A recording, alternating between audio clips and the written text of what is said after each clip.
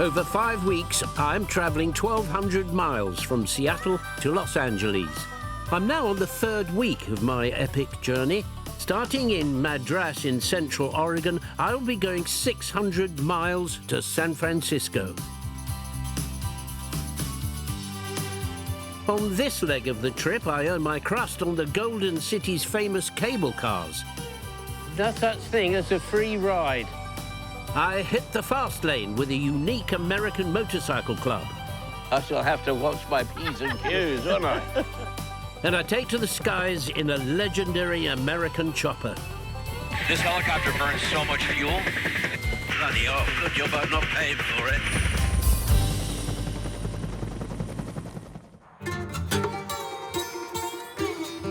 Today, my crew have dumped me in a used car lot. They've told me that they're going to provide a nice vehicle to travel south, because it's a long journey by road. So I'm just having a little look round at the one I might choose. 1972 Buick. Very nice. I fancy this one, look. Plymouth. Yeah, lovely. Hey, what are you doing parking here? Hang on, this is not my lift, is it? It is, you know. Hello, Sir David. It's nice to meet you. I'm Sean, and welcome to Central Oregon. Hello, Sean. Are you supposed to be driving me south in this? Yes. It's not quite what I was expecting, to be honest. But, having said that, it's in beautiful condition. This 1945 Chevy school bus was in a very sorry state when Sean discovered it in the backwoods of Idaho in 2010. He then spent 5 years restoring it and now uses it to give guided tours of Oregon. There's no doubt he's done a great job on the bus, but I can't help but think there's one important detail that's not quite right. Correct me when I'm wrong, but school buses are supposed to be yellow in America, aren't they? They are. Matter of fact, they actually are called, the color is called school bus yellow. Right. But once a bus is decommissioned, you're not allowed to use school bus yellow from that point on. If you'd like, why don't you go ahead and get on and we'll head on out. Okay. Oh, just my size, this. Yeah. Well, it was a kid's school bus. Of course, yes. Ring, ring goes the bell. The cook in the lunchroom's ready to sell. You're lucky if you can find a seat. You're fortunate if you have time to eat. Once we're on the road, Sean's enthusiasm for all things volcanic comes bubbling to the surface. Soon as 3 o'clock rolls around. Well, where you're going down to Crater Lake is actually pretty amazing. It's what's called a stratovolcano. What we are is we're in an area that's all volcanic, so we're traveling on top of old lava flows even as we speak. Sean's bus is bouncing along at quite a lick over Oregon's lava landscape. It's not the quietest vehicle, but it certainly bats along. It goes quite fast, doesn't it? I thought it was going to be much slower than this. I've actually set a land speed record in this thing. I've done 90 miles an hour down in Utah.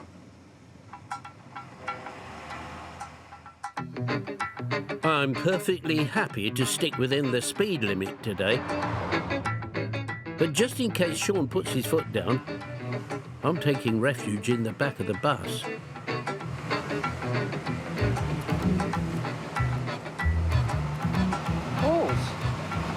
It's very nice back here. I tried to make it nice everywhere. So anyways, now I've got you as a captive audience. So if you start flatlining, I got a defibrillator and we can just sort of shock you back to life. I tell that to everyone. I'm hoping there's no need for that, Sean. However, I might need a sick bag if we stay on this bumpy road. I think if we carry on like this, you'll be able to see what I had for breakfast. I don't know about anything else. Oh, blimey. When are we there? We are almost there. We will be there shortly. We don't have far to go. Are you always this grumpy? I tell you, I've never had anybody grumpier than you. Cheeky devil. Cool. Even after 2 hours on a rickety bus, it's hard to stay grumpy with views like this.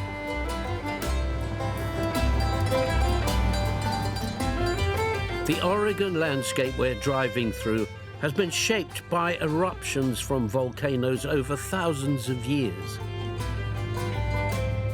Some are still active and will erupt again in the future.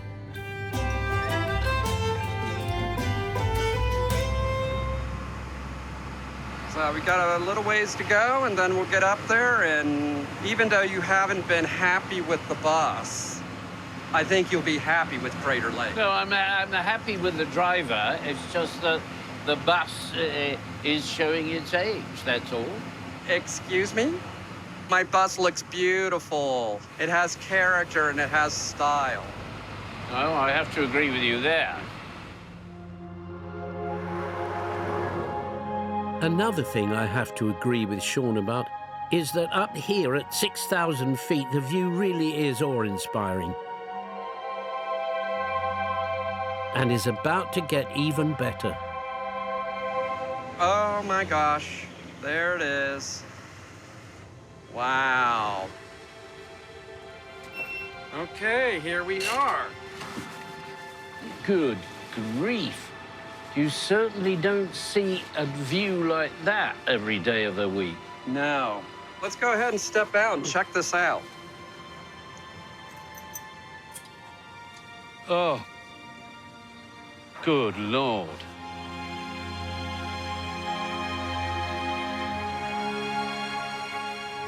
It's stunning. It is. It's an amazing volcano. I mean, look how big this is. This is like 6 miles wide by 5 miles wide. I mean, it's huge. Yeah. One of the great natural wonders of certainly of America, if not the world, eh? This crater was formed over 7,500 years ago when the volcano erupted and collapsed in on itself. It was such a huge explosion that ash reached 30 miles high and travelled 700 miles to the Canadian border.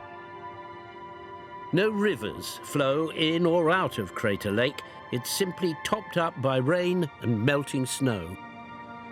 So when this thing blew up, sort of as a last gasp, we still had one vent that was coming up through the bottom, and that's what Wizard Island is right there.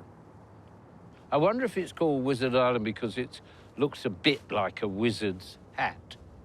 I know, it sort of does. Yeah. It sort of does. Oh, well, that's absolutely stunning, I must say. Thank you very much, Sean, for taking me here and showing me it on my journey.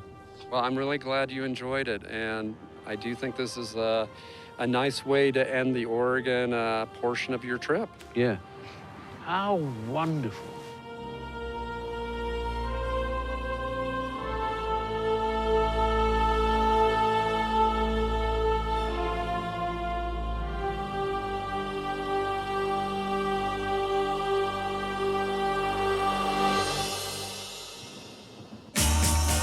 I'm continuing my West Coast adventure by leaving Crater Lake in Oregon and traveling over 400 miles south through the state of California.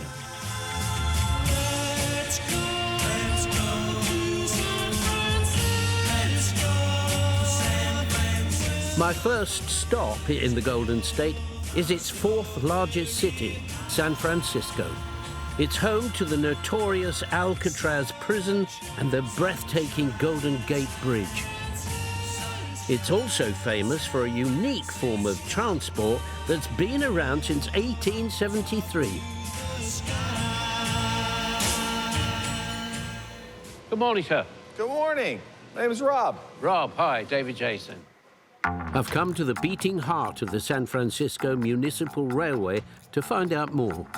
One of the things that is so iconic to San Francisco is the tram? You call it the tram, what is it? We call it the cable car. Cable car.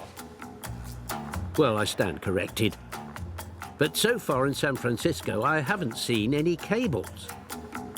So it's similar to what you would call a ski lift. When you see the cable over your head and the cars are traveling, Yeah. It's inverted. So the cable's now down in the slot in the street, and the cars have what's called a grip that fits through that slot and grabs onto the cable.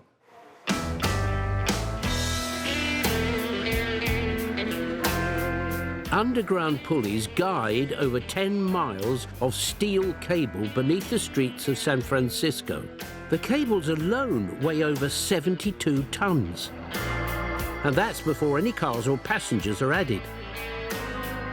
As a lover of all things mechanical, I'm keen to find out what's powerful enough to shift such an incredible weight. So we're gonna go ahead and go down and watch the propulsion system here. This is the heart. This is what moves all the cars. It's all from this powerhouse right here. Oh my God. 14 powerhouses once served all the cable car lines in San Francisco, but most were destroyed by an earthquake in 1906. Now the only surviving network is powered from here, and I can't wait to have a closer look. We use electricity to power the system. Yes. In the old days, it was steam. On the outside of the building, you'll see the old steam chimney, still standing today, even though we don't use steam power. So where's our electric motors? See this big square motor right here. This electric motor is a 600-volt DC electric motor, 500 horsepower.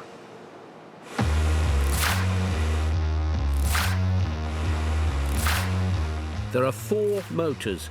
Each one is capable of shifting more than 18 cable cars fully loaded with passengers at any one time.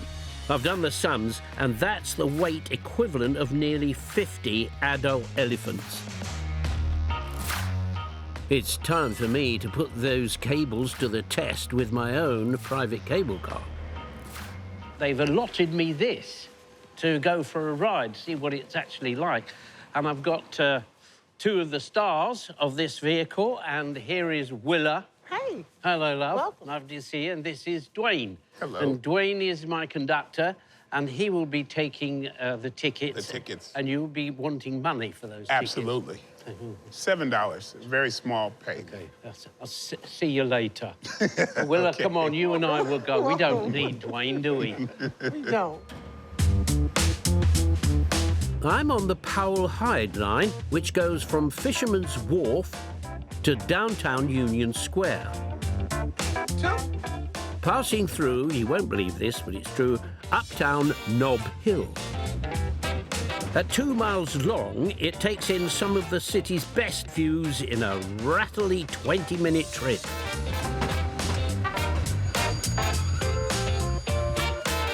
Willa, what is your official title? Are you the driver or the handbraker? Or... I am the grip person.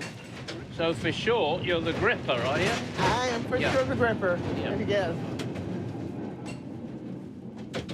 Oh, traffic jam.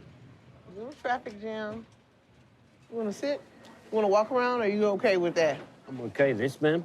You know, stuff like that, when people do that, we get really angry with them. Oh, well, you should have told me first. Okay, okay. Back in 1869, people used horse-drawn streetcars to get around. But the steep hills of San Francisco caused many animals to slip and get injured. So London-born Andrew Smith Halliday invented the cable car to make getting round easier and safer. Today, only 3 lines of the original 23 remain, but little else has changed. From the design of the cars to the technology which drives them. So in a minute, you're going to pull the lever, which will grip the cable, and off we go, yeah? Yep. Okay. Hold on. Hold on.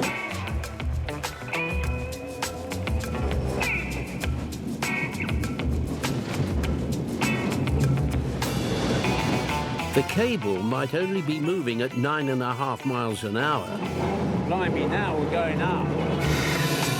But I'm starting to wish San Francisco was a bit flatter.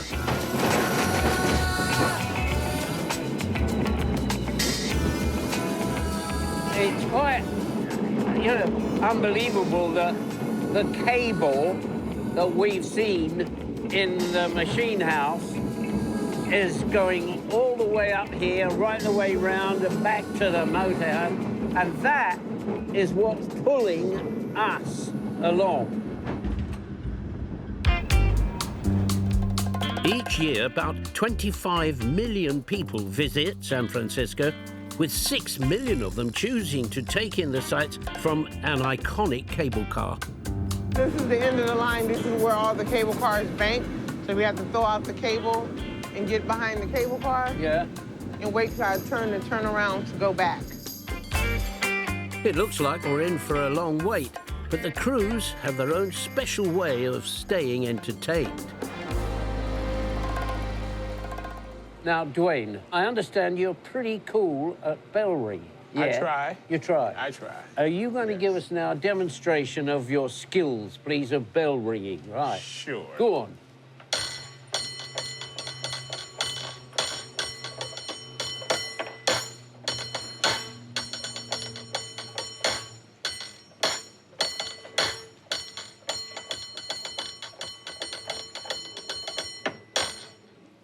How about you ring the bell? I can't ring it like I that. think you can ring it. Come on, step inside here.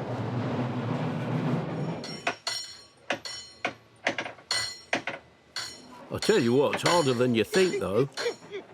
How's that, Will? That's good. That's good. If she likes it, I like it. Your arm tired, huh? I'm exhausted. That's not easy. This bell ringing now.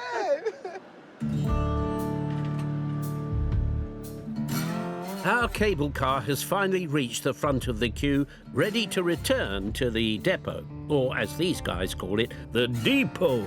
But first, all 7 tons of it needs to be facing the other way, which is where this giant turntable comes in. Go on then. They get you working, don't they? No such thing as a free ride. Okay? You gotta push now. Oh, blimey. No, you can... Got me doing that as well, have you? Watch your step, watch your step, watch your step. You good now, yeah? Now you're good. You I'm done? gonna be a gripper. You done. Don't you worry. See, now, you can't be a gripper if you can't run and get the car. No, I'm just kidding, I'm just kidding.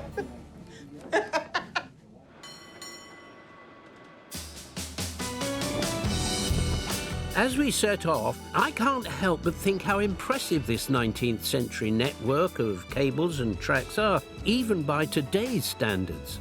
San Francisco had the first cable car system, and now it's the only one left in the world. And long may it last. Cable cars are synonymous with San Francisco. Yeah. They're the only national rolling, moving monument. When people come to San Francisco, they want to eat crab, they want to see the Golden Gate Bridge, walk it, ride it, they want to go down Lombard Street, and they want to ride on a cable car. You can't put it much better than that. From one national moving monument to another.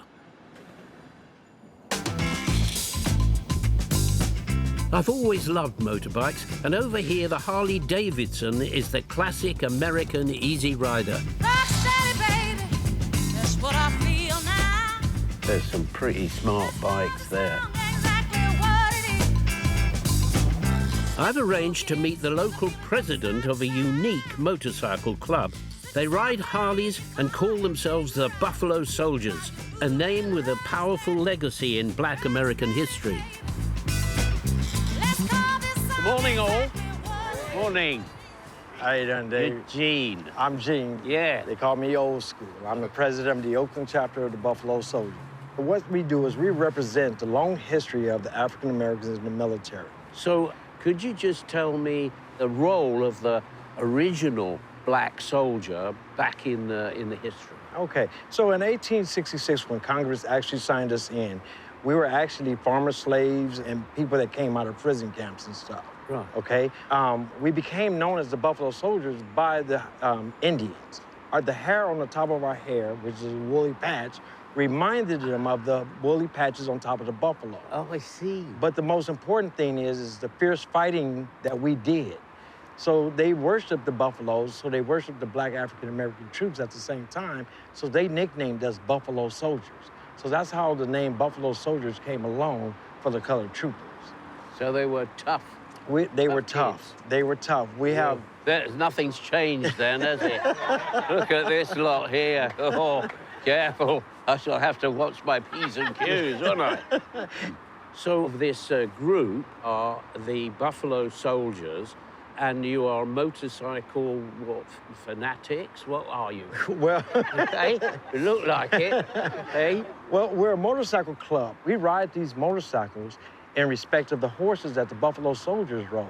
So we call these our iron horses. Plus, it'd be kind of hard here in the United States to clean up behind of all horses. Yes. And roll them all over the place. Yeah, cool. Whenever these Buffalo Soldiers set out to ride their iron horses, they do so with pride and a prayer. We're gonna mount up now, and we're getting ready to head out to Oakland, okay? We're gonna roll it out. You ready? Ready. Buffalo Soldiers! Buffalo Soldiers! Buffalo Soldiers! And it's all good. And it's all good.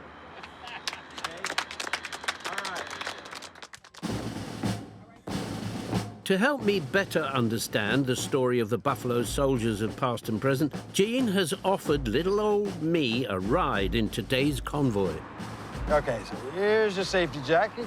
Yeah. But first, I've got to get the look. Blimey, who? Limit. No, it's not me. Short, small, it's you being too big. Well, cheeky devil. Well, it's gonna keep you safe, though. That's it, because you're responsible for the nation's treasure. Exactly. I said that, nobody else does. Let's go.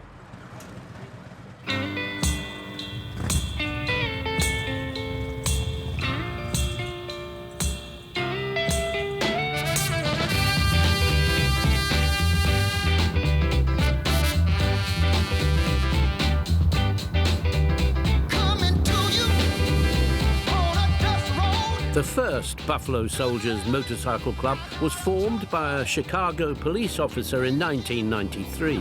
Gene Gilliam started the Oakland chapter after leaving the U.S. Army in 2013.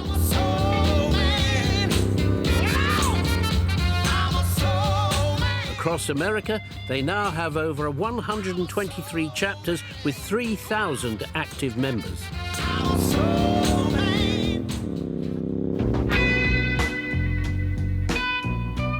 One of the core values of the Buffalo Soldiers is to help those less fortunate than themselves.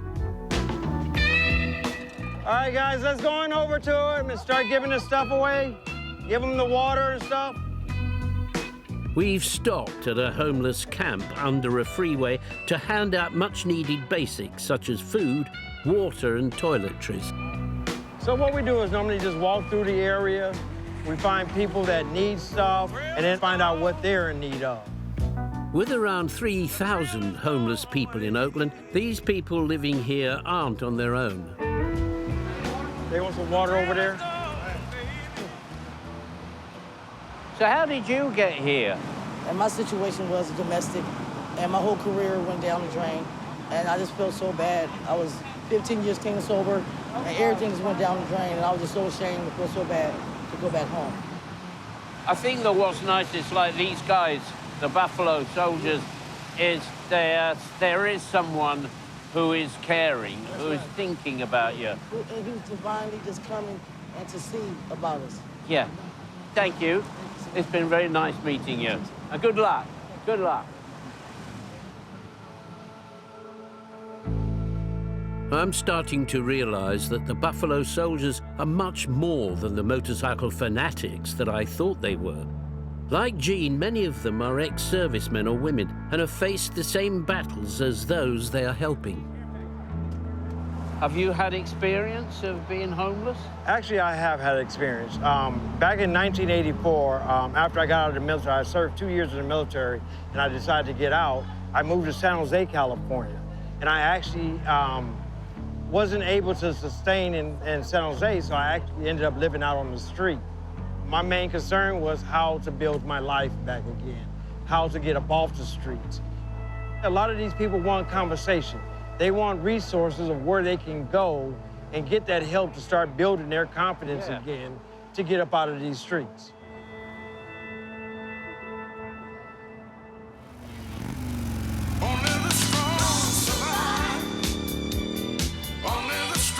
It's time to hit the road again.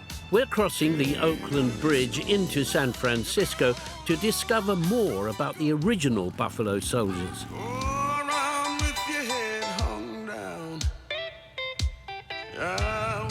I've come to an old military fort under the Golden Gate Bridge, where 2 cavalry regiments of the Buffalo Soldiers were permanently stationed at the San Francisco Presidio Fort from 1903.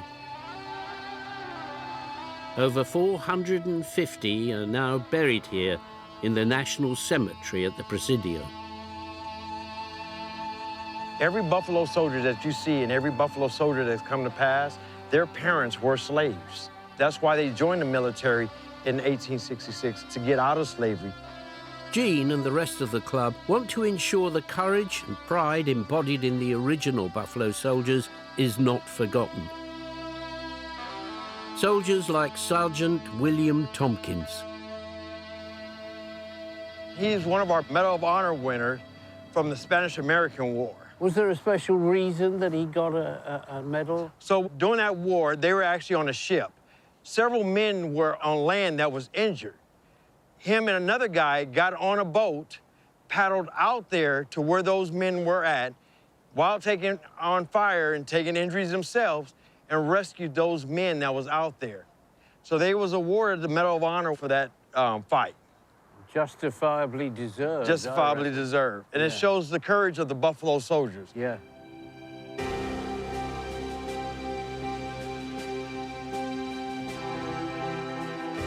By 1944, all 4 Buffalo Soldier regiments had been disbanded.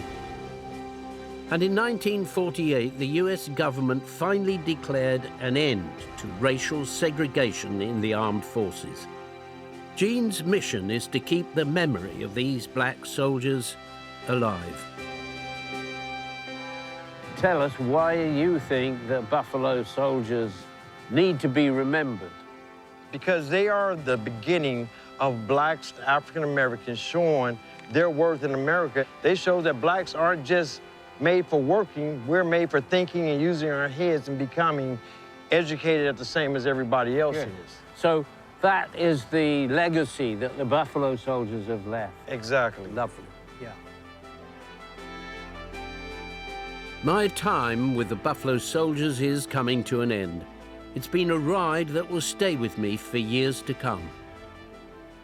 What I would just like to say, I've learned so much about the Buffalo Soldiers and how important they were at the very beginning. So thank you, one and all. Oh, and I owe you my jacket because he lent this to me, so you better have it back. Well, you know what, David? Since you look so good in it, you're going to actually keep this jacket and take it back to the UK.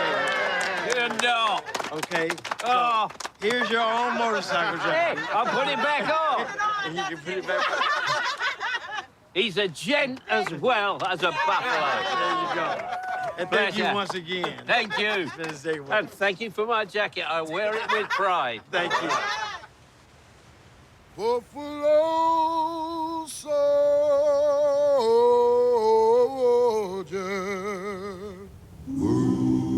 Buffalo soldier, will you survive in this new land? Buffalo soldier.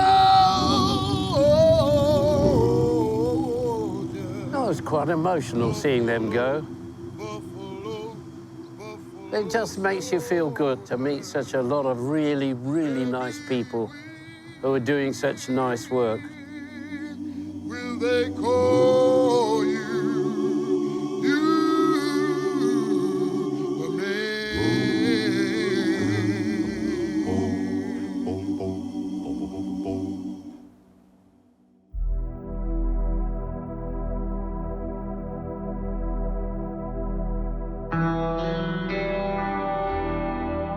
I learnt to fly a helicopter about 11 years ago. I knew it was difficult, but I did it to challenge myself. Thankfully, I've never had to fly one into battle under enemy fire. The men who restored this machine did just that. I'm in a hangar in Hayward, California, to tell the story of this relic of the Vietnam War, the Bell UH-1, more affectionately known as the Huey. A wonderful helicopter. I'd love to fly it. Good morning, sir. Pleased to meet you. Yeah. Peter Oleska. Peter and Jeff? Jeff, nice to meet you, sir. Hi, nice to see you. Nice to meet you. I'm meeting the Vietnam vets who returned this aircraft to its former glory. We got it from Sacramento Sheriff's Office in 2003. We took her completely apart, stripped the bare metal, overhauled everything. When it was all apart in pieces, Peter and I sat down one day and decided we're either going to put a thermite grenade in it and burn it up, or we're going to go on from here. So it was a very difficult thing to do, but we got it done.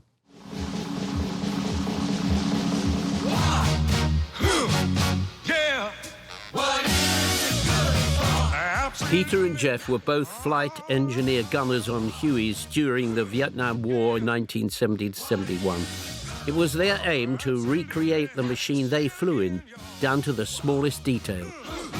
Everything from the twin M60 machine guns to their old unit's military insignia. But it's a more recent addition that's caught my eye. So what did you need the dice for up there? The woolly dice are not even, I seem to recognize them. That was a gift from one of our first pilots, and he had them in his helicopter when he was in Vietnam, and it brought him luck. And he said, "Well, we're gonna put them in here," and it served us well. We haven't had a single breakdown in the field for 15 years. For veterans like Peter and Jeff, luck is something that helped them both survive combat in Vietnam. When we moved up northwest of Saigon later in the war, we were facing anti-aircraft machine guns, and I got shot a couple times. Peter got shot down, and I was actually in the flight and picked him up after he was shot down. Yeah, I've been hearing about it for 45 years. Steady. Oh, steady.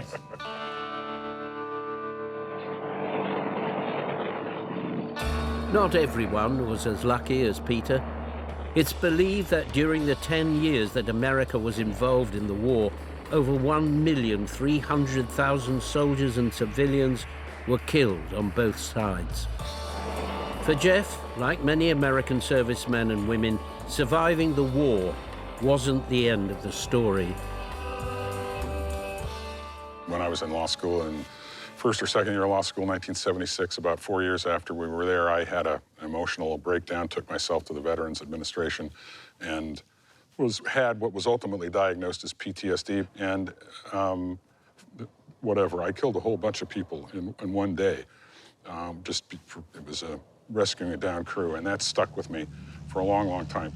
But they were all armed, they were all shooting at me, and to save friends that were being shot at, I had to kill them. I felt bad my whole life about it. I atone for it every day. This helicopter may be part of that atonement, to tell people about war and hopefully to make them think twice about ever doing it again. Peter and Jeff regularly display their restored Huey at air shows. They've found the helicopter helps military veterans to open up and talk about difficult wartime memories. Now it's my turn to experience this incredible aircraft up close and personal. This is our #1 pilot. Hello, This Troy. is Troy. Nice to meet you, Dave. Pelletier. This is Dave. He's the talent in this operation. Yeah. Sorry about that. You're going to have to take a back seat. They told me you're going to teach me how to fly a helicopter. Please. It's difficult enough to fly a helicopter, but I've never tackled anything as big and powerful as this Huey.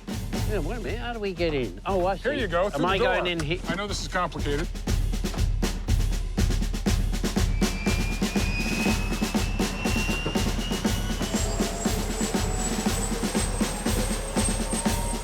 I'm sat in the co-pilot seat, and Jeff is in one of the two door gunner seats, the same place he sat while serving in Vietnam.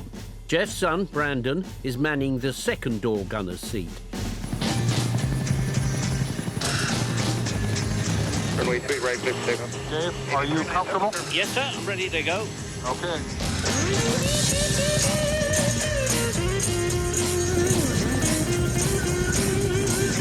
Good to go. Taxiway's clear. There must be some kind of way out of here. Say the joker to the thief. There's too much confusion. I can't get no relief. Businessman there to drink my wine. Plowman dig my earth. Back around. I'm going to stay on your left the whole time. Hear the sound, Dave? That's a Huey turning.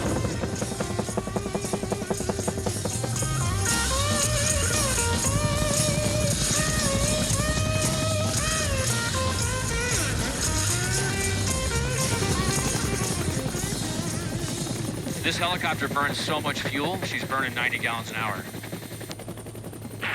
Bloody hell, good job I'm not paying for it.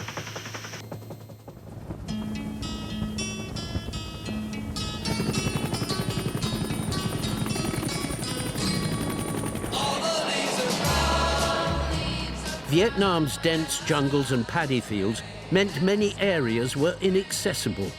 The Huey was a game changer for American forces as it could move in swiftly and hover close to the ground, allowing troops to disembark whilst providing covering fire. Pilot Croy is about to demonstrate this maneuver.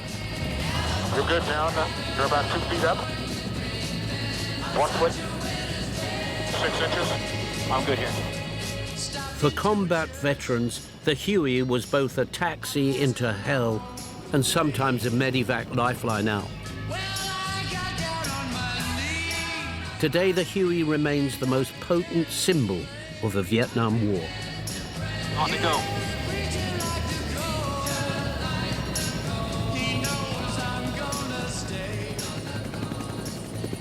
What we did just then was what you would expect to do if you were delivering troops into the war zone. Is that correct? Yes, that's correct. Very much like what we did, only nobody's shooting at you. I mean, it must be quite emotional for you, Jeff, right at the back. It must bring back some memories, doesn't it? Oh, yeah. Every time we do it. It's sometimes nostalgic, sometimes a pain in the ass. But overall, Dave, overall, it's cathartic is the best word for it. Sitting up front in this incredible machine is truly a once-in-a-lifetime experience, and it's about to get even better. David, come on the controls with me. For a brief few minutes, Croy lets me take the controls. She's a big girl, isn't she? She is a big girl, and she's a little bit heavy to what I'm used to, but I have to learn her little foibles. But she's a big girl. I like them big, though. I like them big, too. Good man.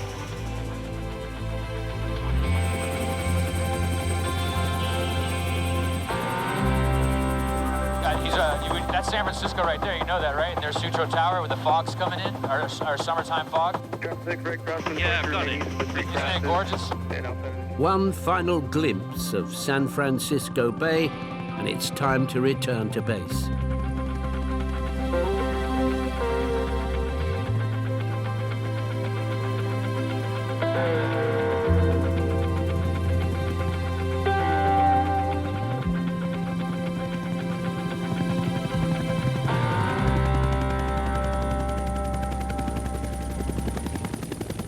Thank you, my dear friend. Thank you, David. It's been a pleasure.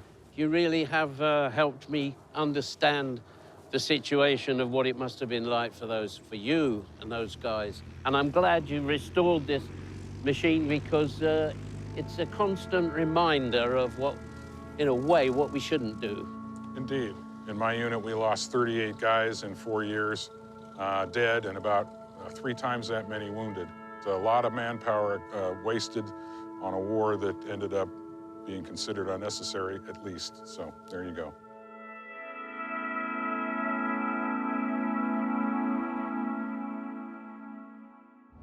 It's time for me to say farewell to the city by the bay and continue my journey south. Next, I'll be sampling real horsepower on a Wild West stagecoach. This is under control, okay? Yeah. Aboard a locomotive that's been blowing off steam for over a century. I like it. Lovely jubbly. And I reach for the stars in the Mojave Desert.